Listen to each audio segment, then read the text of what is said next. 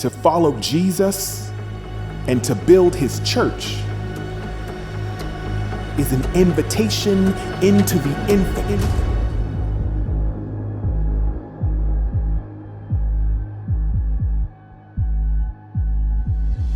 For all that we've seen, there is more.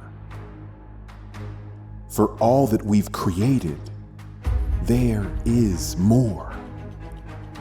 We were not designed to settle for the status quo. That's why we gather every year at SALT Conference. We are a community whose aim is to refresh the soul, rise above mere form and function, and reinstill our awe for Jesus. There are many reasons that we can stop dreaming and daring. The exhaustion, the familiarity, the relational drama, the lack of resources, the lack of time. But we are unwilling to settle for the status quo. Our God is a God of splendor, vibrance, and joy, and he has called us to reflect his wonder to the world around us.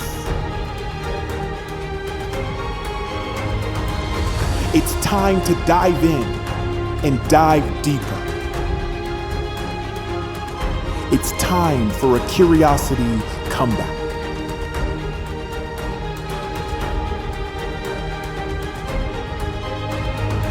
In this journey, there is beauty.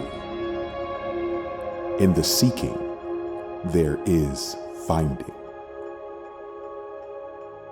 In the way, there is wonderment.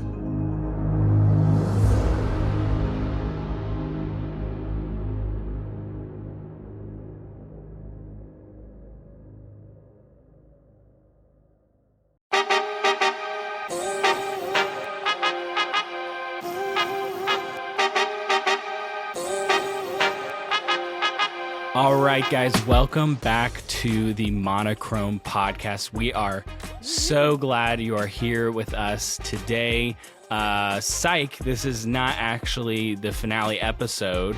We're doing a bonus episode, so we'll tease that a little bit later. We've got a really cool guest in the works for that. But I've got Caitlin and Kailey with me today. If you have never joined the Monochrome Podcast, welcome. You're hopping in a little late, but that's okay. We forgive you. Just go back and listen to the other 15 episodes. But we are here for church creatives and techs that want to take their skills, their thinking, their creative brains to the next level. So if you're interested in staying mediocre, you should probably go find another podcast. But if you want to do things better, then welcome. That's what we're all about. We don't have all the answers, but we have all the questions. So we're glad you're here. Okay, Caitlin and Kailey, would you rather work longer hours but fewer days, or work fewer hours but work more days? I feel like you were throwing down the gauntlet today. Yeah, we decided to start with an easy one today. For me, this is a no-brainer if it's only between those two and I can have no other options, which, I would rather propose other options. Caitlin wants to not work and get paid. Amen. Always. I would rather work longer hours but fewer days, because then I can completely check out to be with friends and family and do my passions and hobbies and be totally committed to work. Then when I am at work, be all in. Like 4 and not tens feel like I have to bounce back and forth too much. Yep. Well, excellent. Kailey? It's funny because the staff team, we talk about this quite often, and I'm the advocate of We do. Not being paid hourly and being paid for your productivity, which is funny because in my role, that's exactly what happens. But if I have to choose between these two, I'm going to choose the same as Caitlin. Like if I can work 3 days and just bust it out and then spend the rest with my family, baking bread, hanging out with my plants, that's 100% what I would be doing. Kailey makes a mean sourdough. That's funny. Yeah. So here I am in attention with this, honestly. Ooh. So my tendency is to say 410s or something like that. Mm. But then also I know myself and I'm not going to work 410s. I don't work 410s. I work 610s. So I know that it would not really matter, So I kind of am, I guess I'm with Kailey, like pay me to get the job done. Is kind of where I sit a little bit. So I think typically for me that ends up looking like more hours just because I create a lot of work for myself. But idea machine. Yeah, I mean, if I'm done with one project, I'm like, well, let's think of a new project we can do. So yeah, so I'm curious. I think some churches maybe lean more on that like 410 side of things, like longer days, but fewer days. Because you get like an extra Friday off or a Monday off or something like that. So curious to see what other people prefer. But coming up next, we've got some salt news from Caitlin. I'm very curious what you are bringing with you today. Yeah. First off, don't roll your eyes when I say this name, especially those like Taylor Swift fans or something. But John Mayer is my news for the day. I don't know how you feel about John Mayer, if you like his music or not. Father of my soul. He recently had a show where everything was stripped down. Super minimal. And if you guys know, people at his level, they're not doing minimal. It's LED walls and pyrotechnics and costume changes and disappearing in the stage and, all these big flashy things. But John Mayer came out, did a super minimalist set. Articles were written all about it, less is more. And I'm just wondering, will this trend eventually hit the church? Because we have already seen another church conference almost mirror this. Passion had a moment where they turned everything off. They went a cappella. They turned down the lights. They kept it all simple. A cappella. But in terms of the history in my lifetime of how the church has been, and I know you two are both big in the worship scene. And so when it comes to worship on stage, do we think this will be a trend? Because I feel like we started here, we built up to this big, huge production show for every Sunday. Are we going to detract again? That is a great thought and question. I remember, I've actually never been to Passion, fun fact. So if anyone wants to send me there, that would be dope. Me too. But yeah, please. But I remember seeing a lot of clips of that moment, not specifically from Passion, but from people who went, and they were it was captions this moment, everyone knew what they were talking about. And obviously there's a lot of big moments that come out of Passion because it's huge, but this one I think stuck out for people who attended and people who got to see kind of the videos and content that came out of that. So I think it's cool. I think it's very powerful. I think variety is the spice of life. And so just as much as it's cool to hop in and do really cool production, it's really powerful when you don't. And so I think when you do, I was in a ministry where every single week, it was a college ministry, and every single week we would meet and be like, what can we do this week that's completely out of the box and different? And that's a great choice. maybe we don't sing any worship music. Maybe we only sing worship music. Maybe we don't have a sermon. Maybe we have stories. Maybe we have impromptu stories, which is always kind of terrifying. And so that was kind of our heart is can we just try something different every single week? And so I think adding some variety of hey, we're going to not do what we do every week and simplify things can really help emphasize a certain weekend or a certain event or a moment. And I think it's a powerful tool to use. So I wonder I'm curious what you think, Kailey. Yeah, I think, didn't John Mayer, wasn't that show in the Sphere, or am I making that up? Oh, I don't know. Oh yeah, I'd have to double check. I was more about the production elements, but not where it was. That would be crazy. Yeah, because if he did use in the Sphere and not do that, yeah. Well, while they're looking that up right now, yeah, I'll say what I think. I think being in the worship world and in the media world, I think we've kind of started to see that trend. I think Maverick City Music, they kind of started doing that when they started putting all of their instruments and musicians in a circle on a carpet in a warehouse. I think when Elevation came out with Doxology, we kind of saw that a little bit. So I think there's been some like nods and some creeps into it.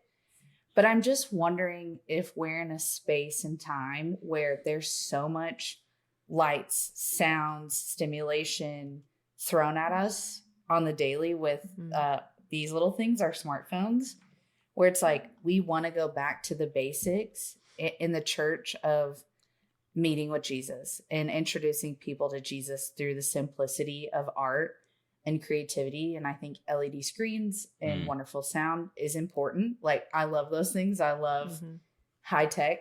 But at the end of the day, it's like exactly what JT said. There is spice and variety. And so I think we are starting to see it. I think this new generation, while raised on smartphones, I think they're kind of sick of the flash and they're kind of sick of the noise.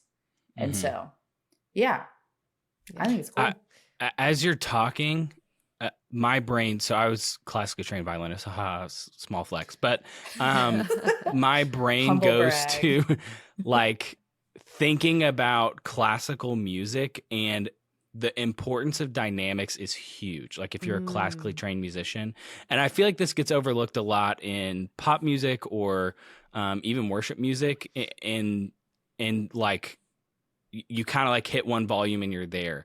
And so in classical music, like you have, fortissimo, double fortissimo, you have like all these different things about your volume and like intensity that are very important. Like you need to heed them, and they are extreme. So like your I'm forgetting the terms now because I haven't played in a long time, but your like quietest should be very, very different from your loudest. And so in a technical world, do we have dynamic range in our tech, or are we just one volume the whole time with our lights and our sound and our, video design and all of that? Like, how can we think about dynamics? And maybe the whole piece, the whole weekend is piano, or maybe there's piano moments and there's fortissimo moments. I don't know, but I think that's a cool thing to think about, of how can I have some dynamic range on my weekends with stuff.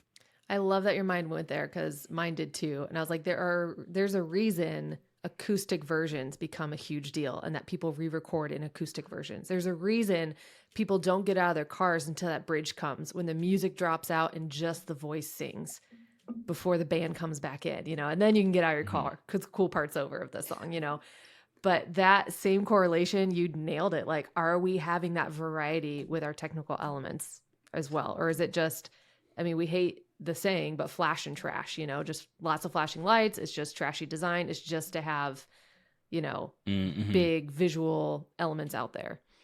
So that is very intriguing. Cool. Well, that's a great news segment. Guys, if you want to jump into this conversation a little bit and share your thoughts, we have an email linked down in the show notes. We'd love to hear what you guys think. If you do this on your weekends, what that looks like. Maybe we'll share it on a podcast episode, but that'd be interesting to hear if this is something that's on your radar. So wait, before we move on, was it in the Sphere or no? I'm on the edge of my seat. It was not. Oh, okay. I was like, I saw the pictures. I don't know why I questioned it. It was not. It was London's O2. So a cavernous area, but it made it all feel very intimate because he went super scaled down. So Got it. Cool. Yep. L-Acoustics, a leader in audio technology, offers cutting-edge sound solutions for houses of worship. Their Elisa immersive hyper-real sound transports congregations beyond the ordinary with an immersive soundscape, putting everyone inside the message. From cozy to grand-scale sanctuaries, L-Acoustics tailors sound designs to meet your specific congregation or worship space, ensuring quality meets affordability. With L-Acoustics, you'll never have to sacrifice sound quality. Learn more by clicking the link in the show notes. We are so thankful for our L-Acoustics sponsors. They have sponsored half of this season, and it's our first season, so we're thankful to have them as part of this new thing that we're doing with the Monochrome Podcast. We're also blessed and thankful to have Josh from L-Acoustics, who's going to be talking to us about equipment, not necessarily about L-Acoustics, but about how to manage and maintain your equipment and how to plan for when you do need upgrades and what integrator you should look for. So Josh is going to break a lot of that down here in this interview with Luke. So take a listen. Welcome to the Monochrome Podcast. My friend Josh Maichele is here. Josh, how are you, my friend? I'm good, Luke. How are you? Dude, this is so fun to do. You and I have gotten a chance to do SALT Conference together in one way, shape, or form. We were talking about this in the pre-show for a couple of years now. And I am excited because I want you to give just a quick snapshot of what you do as a day job, because we're not going to talk about your day job. So we're going to just go ahead and relieve everybody here if we're not entirely making this a pitch about your day job, which is exciting to me. Yeah. So my day job, I'm the applications director for a house of worship globally for L-Acoustics. So my job holistically is to support the market globally and help develop the market, and largely has shifted from the US-based kind of focus to now globally developing churches and making relationships and just being involved with the church globally. That's awesome. And you also have served at Calvary Church in Grand Rapids for a couple of years. Talk a little bit about kind of your history in church and your relationship currently with Calvary. Yeah, so that's been now kind of crazy, like the better part of a decade, which is kind of crazy to say. I actually got involved with them as an owner's rep in a building initiative that they were doing, and ended up really growing close to the leadership there within the technical aspect, and came on, started running front of house for them, and 10 years later, amidst maybe a worship style and a culture that's a little different than what really feeds me, God has continued to remind me many times along the way when I thought, is this where I want to be, that there are challenges here that I can learn from. There are maybe some humbleness to be learned in that. And I'm still there, every other weekend for the most part, if not more, and enjoying my time learning along the way. I love that. And I know at SALT, one of the unique things that I've gotten a perspective of you on is that you mix front of house for us. And your heart for the church, your heart for this community is really kind of why I wanted to have you on this call, to essentially say, let's have a conversation about where your relationship with L-Acoustics and sort of the projects that you get a chance to be a part of and your relationship with Calvary sort of overlap. And that is upgrading a system. How do we convince pastors? How do we, start the process of upgrading a system? What are some thoughts and conversations you need to be around? So you were like, let's do it. Let's jump on. And so I'm super excited about this. Let's just start with the basic question. Yeah. Why would you do an upgrade? What do you feel like is sort of the underlying thoughts behind the importance of upgrading technology or your system, whether it be audio, lighting, or video in main room or any facility? Yeah. Why would you upgrade? Is obviously on a daily basis. I see this with what I do for a living, but having gone through some of this with Calvary now over the past few years, there's an assessment that I think you have to make at one point, which is this a need or a want? And there's a ministry need in general, and then there's a want. And I don't think it's wrong to have wants and to push boundaries and to want to be at the bleeding edge of technology. But I think ultimately the thing we have to answer first is, what is the need? And that need can come from many places, right? It can come from the need to upgrade technology to stay current with what's happening, upgrade technology because things are failing, or sometimes even if they're not failing, just lifespan wise, maybe it's time to upgrade or move. Yeah, walk through that math a little bit, because you and I were having that conversation a couple of weeks ago around this idea that like upgrading doesn't just mean it's broke. There's oftentimes times where the, maintenance costs cause you to go, it's just worth upgrading. Walk through sort of your thoughts there on the math around that. Yeah, so I think the first aspect to look at is what you just mentioned, that maintenance costing, and what you find, and this is different for every piece of technology, in my opinion. And certain things, Calvary has done a really good thing of having this Excel spreadsheet that leadership has visibility on, that basically puts an aging summary for every piece of equipment and what its replacement cost may be at the end of that aging part. And what we found is there are certain things that we thought, like we put a time frame on, let's say the video cameras of, I believe, 8 years. Well, at the end of 8 years, we found, hey, right now, do we need to the cameras are working. They've required no maintenance. And there's not really a push for us to go to 4K because largely the video broadcast side of what we're doing is for people who are on vacation, people who can't join us in person for some other reason. We're not a ministry that's pushing broadcast as our basis, like maybe something like Life Church or Elevation or something to that effect. So at that point we went, okay, hey, the cameras can last another 4 years. So we moved those out. But what that's done is given leadership and the people, the elder board, the people who are dealing with the finances, an idea of what needs to be replaced when. Conversely, looking at amplification, we had put a certain amount of time frame on them. But some of the amplification that we have has started to age out and is requiring service. And so it's a $5,000 amplifier that's requiring $2,500 in service. So at what point do we go, are we throwing good money at bad money, right? And so at that point we're going, it only okay, needs to break twice before you're like, let's replace this. And the service time frame sometimes of a month or more to be down. Now you're renting immediately. If you have to rent an amplifier and pay $2,500 to service it, you might as well just replace the darn amplifier, right? And so then we went, okay, well, that has to be a full amplification upgrade because we're going to go to more current technology. So it wasn't just let's triage the one amplifier. It was a larger conversation to go, let's do it all. There's new technology out there. There are benefits to upgrading globally the entire amplification part of this. And so I think when you look at projection, when you look at video walls, things like that, some of those go in conjunction with each other. If you upgrade the video, maybe you have to upgrade the LED wall at the same time, not because the LED wall is failing, but because you have higher resolution and now you need a better pixel pitch, right?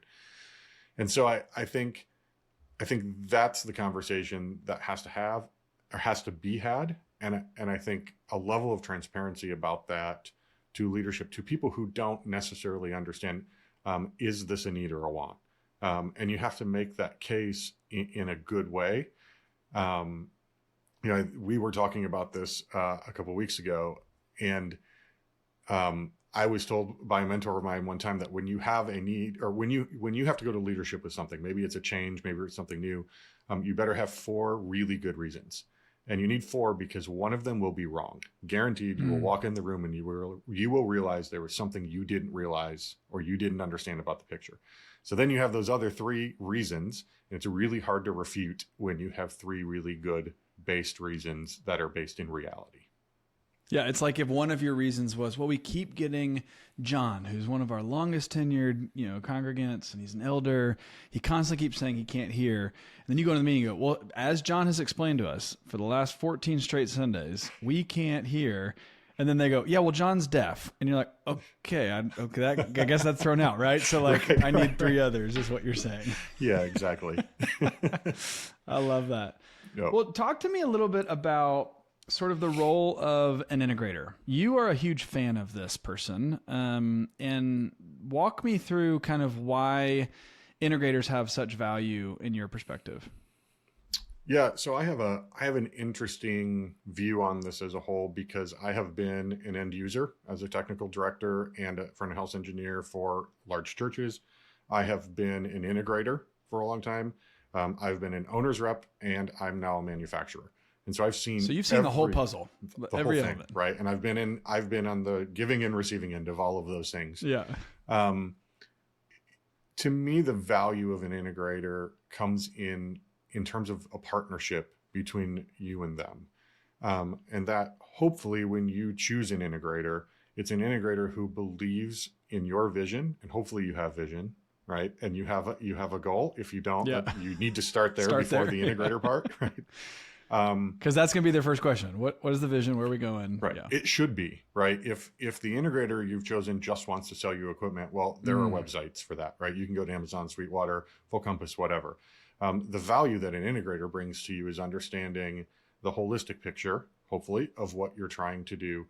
And then they bring their expertise, they bring their experience with products and procedures to the table to help you make wise and informed decisions for now and the future. So good. So good. All right, so let's walk through whether you have an integrator or not. What do you think a tech director, a worship team, anybody who's in this process should put together before they really present to sort of senior leadership? What are sort of the varying elements that need to be thought through? I think the first is kind of what we discussed earlier, which is it a need or a want? And I believe it's okay to be transparent about either of those, because it's completely okay to have wants as long as it supports the ministry vision. So you need to define that with your team and you very clearly first. The next part is you're typically pitching maybe to a production director, but then ultimately this is being pitched to an elder board, to leadership as a whole who are probably non-technical. Maybe you have one technical person in there, but by and large, typically we're pitching to people who are non-technical. And so you have to find a way, I use this a lot in what I do all the time, which is to prove value. And I think that's a really important thing, because just saying we need this or this is broken is okay. But if you can provide the value of that, what does that do for the congregation when you do that? And they have a tangible thing. Non-technical people are very, very receiving to value if you can provide value for what you want. And as you're using value-like language, I'm going to also encourage you, use language that aligns with the mission and vision of the church at large, right? Yeah. If you can tie in a pastor's vision of what the next 5 or 7 or 10 years are going to look like with, here's this technology upgrade and here's what's going to get us to, you're probably going to get a lot easier chance, because the pastor's going to go to the elder board and go, well, either I'm for this or I am skeptical, but here's what's being presented. They're going to bias your pitch a little bit. You're probably not getting a chance to pitch in front of the board completely unbiased. Right. So yeah, getting them on board. I had a friend, Jason Dyba, who's helped us write openers and all that for years. He was a creative director at a church, and when he first started, the pastor did not love technology almost at all. And he ended up flipping that script over like 5 years he was there. And I said, what was your tactic? And he goes, I first needed the pastor to know that I cared deeply for the things he cared about. A great service from a non-technical standpoint, but just technology wasn't getting in the way. So anytime we had a technology thing, I would run into his green room after service. I'm like, oh my gosh, we totally screwed that up. I can't believe it. And he was like, I was inadvertently getting him to sort of support my team, but I needed him to know I cared. And the second thing was I needed him to know I cared about the discipleship and spiritual growth of our church. Once those two foundations were there, then there was a level opportunity to start saying, hey, I think there's some ways in which we can upgrade our system, or I know we can make an impact here, which will then hopefully unlock some of this. And he was able to bring some of the science of creativity and technology and sort of the realm that plays. And I love that, because he was like, at first I had to get him on board. So it wasn't just pitching. It was like years before an upgrade or a creative idea ever got pitched. He's laying a foundation of like, hey, pastor, I care about what you care about. I want the same vision you have. So we're on the same team. We're not against each other. We're lockstep together, right? Yeah, that's interesting. And I think you kind of nailed something there, which is I think you have to make time to understand pastor's vision, because maybe you're a bit separated from those creative meetings or those kinds of things, right? We're not all always in those meetings. And so whether that's coffee or lunch or just time in the office to understand what their vision is for the long term, for the ministry, over the 5-10 year vision, will help you make informed decisions on how to pitch. Yeah, that's good. Mentioned. Yeah, so good. Well, I want to ask a question that I don't know if I've ever asked you on a recording, so buckle up. But I know everybody listening to this is thinking this, right? How do I find the best integrator? And you've worked with all of them probably in some way, shape, or form. So I don't necessarily need you to pick your favorites unless you just want to go there. But number 2 is there ever a risk in asking 2 different integrators or 2 different, places to quote the exact same gear just to try and drive price down or to make sure you're getting the best price? Can you kind of unlock both of those? Like, what are you looking for? And is there any harm in sort of having 2 go after the same project? Yeah. So the first thing I will caution you about is to go to the internet and say, who should I use for integration? That is a slippery slope, because you will get answers all across the board. And it's very hard to vet that as a whole. I think if you're here listening to this, you're part of the SALT community. There are a lot of great integrators that are involved in what we have done over the years here. That's probably a great start. What you will find within that group of people is that they're all very different. Some of them sell very well to executive leadership. Some of them sell very well to the boots on the ground people, and some of them sit in the middle. And so connect with people in the community here, and other people who you respect. Because throwing that out on the Church Media Tech Arts page or whatever, you're going to get unsolicited responses from people who you may not trust. Hopefully you have people that you trust, that you can vet a bit from there. Then from there, I like to do what I call a character interview, which is to sit down with them. Hopefully you can do this in person. But I'll say it is absolutely not imperative that you have a local integrator. We are in a world where remote support can happen. Airplanes are accessible, cars are accessible, Teams meetings are accessible, all that kind of stuff. So I don't believe that there is a huge value in somebody who is as close as possible. I think the value comes in the people who understand, everything you and I just talked about, right? They understand the vision. They want to partner with you. They want to move forward. And that can be tough because maybe you now have vetted a few integrators that you feel good about. You jive with them. You believe that they want to move forward with you. You've done the character interview. From there, I think it's good to test the waters. I firmly believe that it is more important to buy a wireless microphone from an integrator than it is from an online shop. And you may save a few dollars on the online shop, right? Integrators have to make money, and they need margins different than what Sweetwater does. But when things go down, you have a person to call. And hopefully that integration partner is there. So it's good to test the waters on some smaller projects. Maybe you have a small youth room project that you want to have two people bid against. But there is a huge danger, in my opinion, in bidding this out to multiple people and doing every project that way. Because ultimately, when you get into that race to the bottom, most integrators are buying most products at a very similar cost. Now, there is product registration on a lot of things that can vary from 2% to 20%. And so the integrator who you talk to first. What is registration? Let's back up. What is product registration? So product registration for manufacturers is typically whatever integrator brings us the opportunity first has a competitive edge because we give them a discount. And so that many manufacturers do that. And it ranges large. There's a big swing there of what that is. So be informed that when you bring a project to the table for an integrator, hopefully you bring it to the ones you feel most comfortable with first when you're doing this whole test waters thing. But if you do a race to the bottom in every one of your projects, there's a risk that people get sick of quoting things to you because it takes time and it's expensive to quote projects. I'm here to tell you. Especially if it's big, right? Yes. Because they've got to engage you guys, some of the manufacturers, to go, okay, help me design this or help think through some of these curveballs. Yeah, it's costly. And so what ends up happening is people will end up inflating cost if you do this over and over and over again, and you're not getting the best price at that point. But in the initial ones that race to the bottom, what happens is, and what I see happen largely is that because everybody's buying pretty similarly, where they're saving is in labor.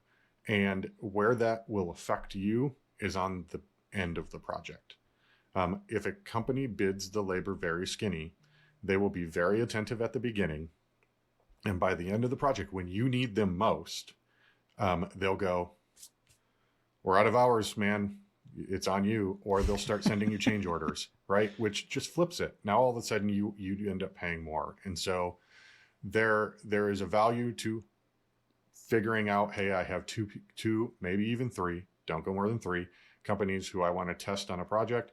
Once you've done that, run with that partner until you have a reason to suspect that you're not getting the best price or you're not being serviced well. And at that point, it may make sense. I've worked with a couple large churches recently who have made changes from the integrator that they were working with, because ultimately after 3 and 4 and 5 years, they didn't feel like that integrator was serving them as they are now and as they have grown and expanded, as well as maybe a larger integrator could do now at that point, because they have 8 locations or because of whatever. Yeah, no, that's good. And I even think I was talking with a guy at lunch today about this, that they intentionally have used different integrators for different small rooms, a youth room in one, a common sort of fellowship hall in another, as a way to test who's going to get their big worship service center in like 2-3 years. And I think that's brilliant, right? Because now, really as you good. said earlier, you're starting small. You kind of get a chance to, you're not trying to bid everybody out to race to the bottom. You're saying, hey, I'm going to give this integrator a full shot. I'm going to give this integrator a full shot. And you get to kind of compare them a little bit better because it's a true process.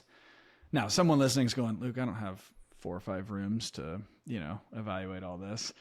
So maybe let me ask an inverse question for you, is maybe the last one. How do you evaluate the right equipment, right? I mean, you and I in the pre-show were talking about a friend of mine who is toying with upgrading sound system, and he's like, I don't even know where to start, right? Is certain brands where I need to start? Is a certain speaker type where I need to start? And obviously this works just, outside of audio. I know audio is kind of your wheelhouse. You've got a lot of experience in a lot of the other areas, but walk me through that. How do you evaluate the right equipment? What does that process look like? Again, there's a danger in going to the internet. I think I sound like a broken record when I say that. Again, I think it's reaching out to the community that surrounds you. The other thing is to be informed.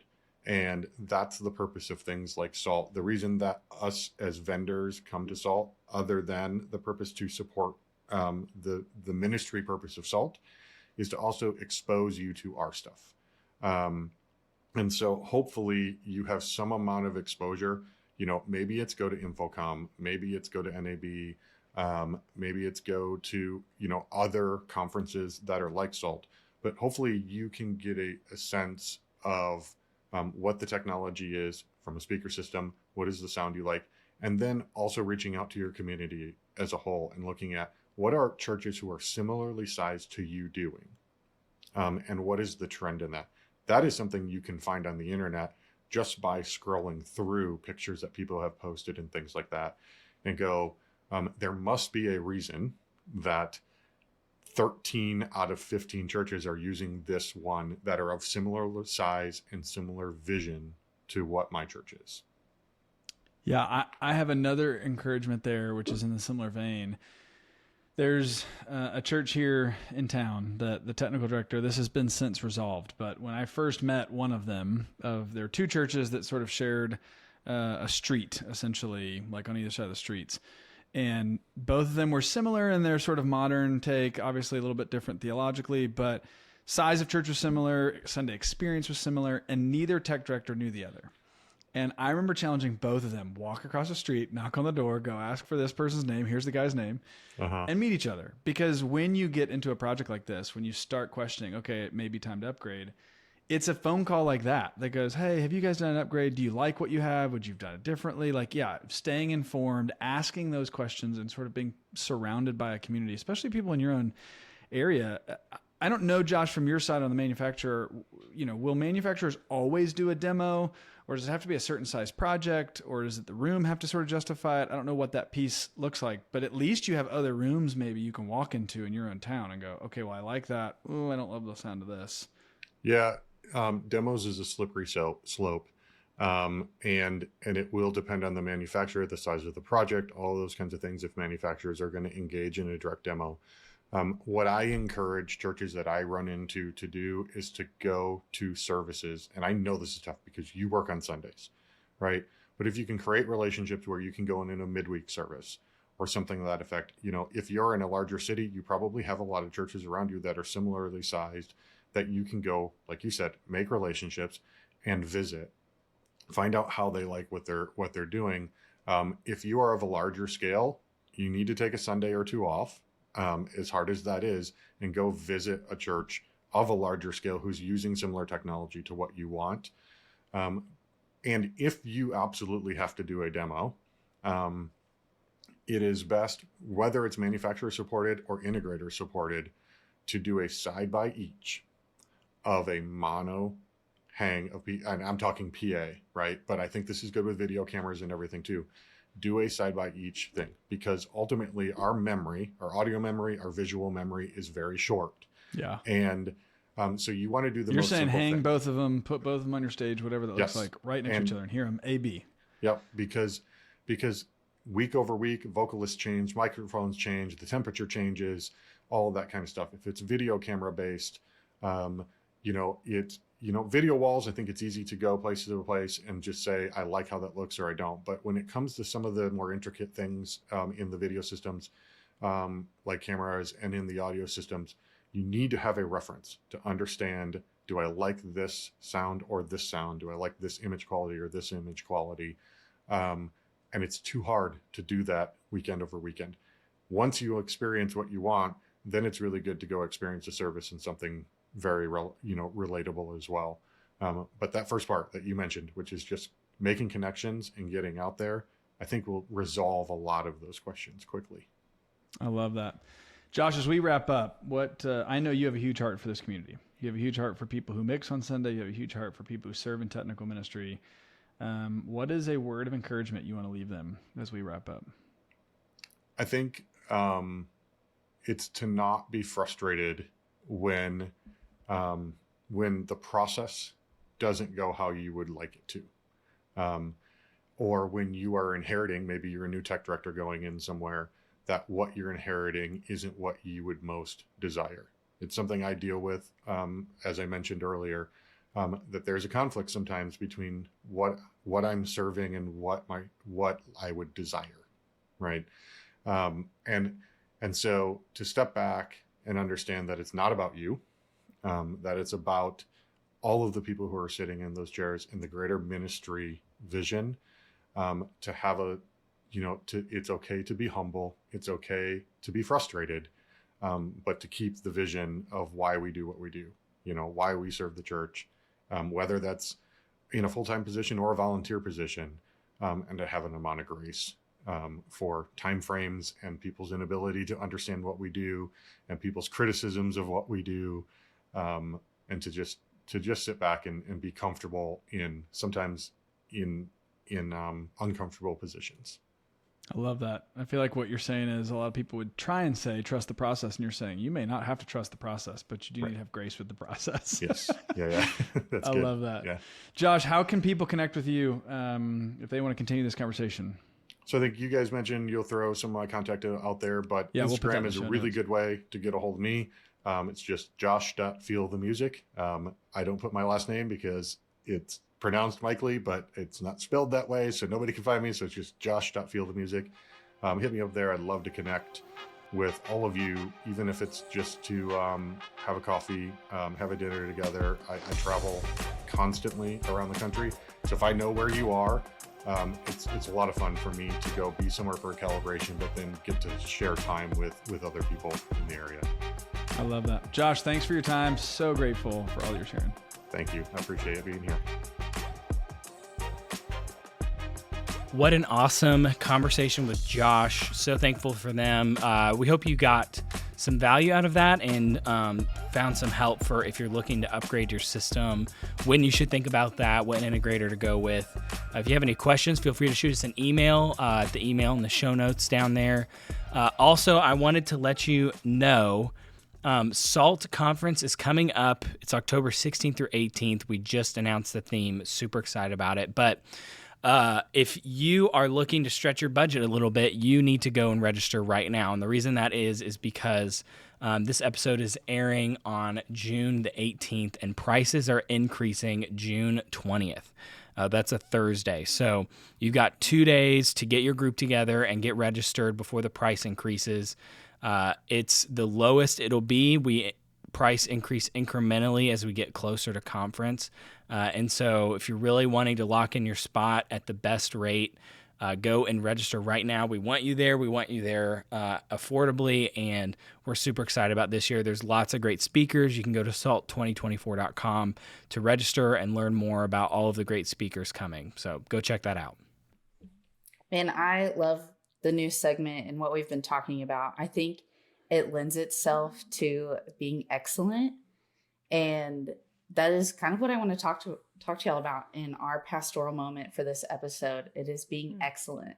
I was reading, and in the community I live in, we've been talking a lot about excellence and what that actually looks like, because I think we can confuse it with perfection and performance. when excellence is truly at the heart of it, doing the best you can with what you're given. And so I was reading in 1 Kings 6 through 10. I'm not going to read all of that because we would be here for 5 ever, because when you read out loud, it's embarrassing. It is a cringe for me to read out loud. So go read your Bibles. But that is the Read story. your Bible. Read your Bible. Wow, this is getting really pastoral really fast. This is really pastoral. So deep. Is this excellence? I'm not sure. I'm not sure what's happening. But anyways, what I was reading, it was about the Solomon's temple being built. And when I was reading through it, there is 3 chapters, you guys, of descriptions of wood and the way waiters are sat and servers, the way they present things. And it kind of moved my heart in a weird way, because I tend to lean towards perfectionism. I know that the SALT team has heard me say, like, if it can't be excellent, don't do it. And that is truly something I live by. But I think this ties hand in hand with creativity. So if you fast forward to 1 Kings 10, the Queen of Sheba comes to question Solomon. But when she walks into the room and sees how the napkins are laid, how people are sat, the carvings in the stairs, every translation, I think but one, said that she was overwhelmed and the breath came out of her. So she lost her breath. And I think that is such what creativity and excellence does. It moves us into the awe and wonder of the Lord. Like, he gave us these gifts and creativity in the technical space, you know, doing stage design, taking photos, being a great husband, being a great wife, because that's creativity also. But that is a moment for people to look at us in the church and say, that is the Lord. And how beautiful is that? And so in this pastoral moment, I really just want us to dialogue and even take a look internally of what have we been doing that isn't excellent. And I'm not saying performance, I'm not saying perfection, but what I'm saying is, how many video sermon clips have we posted on TikTok, on Instagram, just to meet a deadline that weren't excellent, where we're maybe robbing someone of that breathtaking moment and experiencing the awe and wonder of the Lord? Like, where have we said, that's good enough? And I don't want to bring shame. That's never my heart. If you know me, you know, like, I am a shame killer. But I think there's a moment where the Lord can gently correct and woo you back in that awe and wonder of, like, man, I haven't been doing this. How can I do it better in excellence to really give God the glory and us to steward people to Jesus? So I'd love to hear y'all's thoughts and what you think in excellence looks like. And yeah.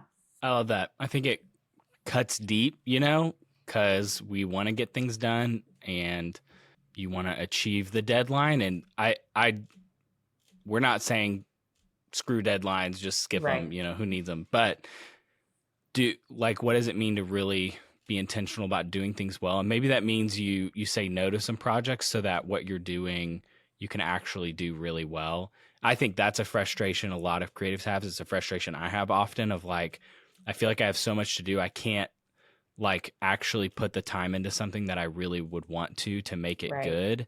And because I just have to get it done. And so that's like convicting for me to be like, hey, I need to say no to things so that I can do the things I've said yes to really well instead of, you know, overstretching.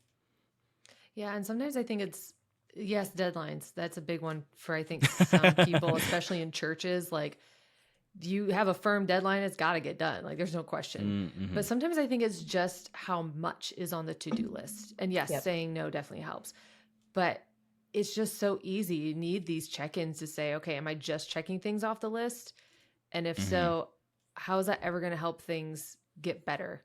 My husband and I have this saying that if everything's on fire, nothing's burning. You know, because people are like, oh, I'm just always putting out fires, or, you know, oh, I've got this fire. Well, we often hear everyone say that about everything. And we're like, well, if everything's on fire, nothing's really on fire. That's just how you operate. That's just your constant state of work. And in which case we know that the output is just going to be ash. You know, Yeah. whatever the task ends up being, it's not going to be good. It's not going to be beautiful or excellent, like you're saying. So yeah, it's how much can we get off our list? And it's funny because I feel like this exact topic relates back to so many episodes I was and just about little to say elements that. we've had in each one. Yeah. I mean, right away, of course, I think of the Listening Now segment where JT talked about the audiobook, the Ruthless Elimination of Hurry. Mm-hmm. Yeah. I don't want to steal from you, Kailey. You probably have other examples, but yeah. No, I think that's great. I actually, to your point, was going to say, like, I'm seeing a common thread, and not only just in our podcast and what our staff talks about, but I think I'm seeing it in the corporate church of like, there's this need to eliminate. And at the beginning of the year, I'm like a word of the year person, which I know some of you are, some of you aren't, but the word I felt like, or rather the phrase, was low and slow. And I felt like the Lord was really wooing me and awing me back into this place of low and slow, really taking back to like the simplicity of the garden that you read about in Genesis. And really like, speaking of John Mark Comer, y'all know I'm a big fan. He came out with a book called, what is it? The Following the Way, Living the Way. Yeah, it's like something about the way. Yeah. Oh, Practicing the Way. I was looking at my I need to bookshelf. read it. Yeah. But he talks about that. He talks about how the disciples like lived slow. And I think that's why they were able to do so many things in excellence. And maybe to our eyes, it didn't look excellent. Like 5 loaves, or what is it? 5 fish, 2 loaves doesn't look excellent. Mm-hmm. But to the Lord, that was excellent. That was them stewarding what they were given well and really partnering with him to make that happen. And so I'm really interested to hear from our Monochrome listeners, like, if this is a theme that you're seeing, where are some spaces where you're like, man, I'm really excellent in this? Because I also want to honor that part of this side of like, I'm excellent in time management, or I'm actually an excellent wife or an excellent parent, or I keep my car excellently clean. Like, those things matter. But also on the flip side of like, where can we be challenged to be excellent? I want to actually give an example because I feel like it's easy to have the discussion and then not call yourselves out on things. I'm not saying you two have to give examples at all. I just want us to give our listeners at least one example. Luke and I have actually been having this conversation. I've been having this conversation with myself for a long time. Am I leading the SALT team with excellence? And for me, it's a stumbling block because I feel like there are so many tasks that need done. And if I don't get the tasks that are part of my job done, certain things with conference won't happen, or certain things with the webinar won't happen, or, certain things on this podcast won't be prepared and excellent because I spent time with the team or doing things to try to be more excellent with the team and leading the team versus just what I would almost call the tangible things versus the heart things. And so for me, I know that is actually something that I've been thinking about, I've been talking about with my leader to say, how do I help balance this? How do I do better?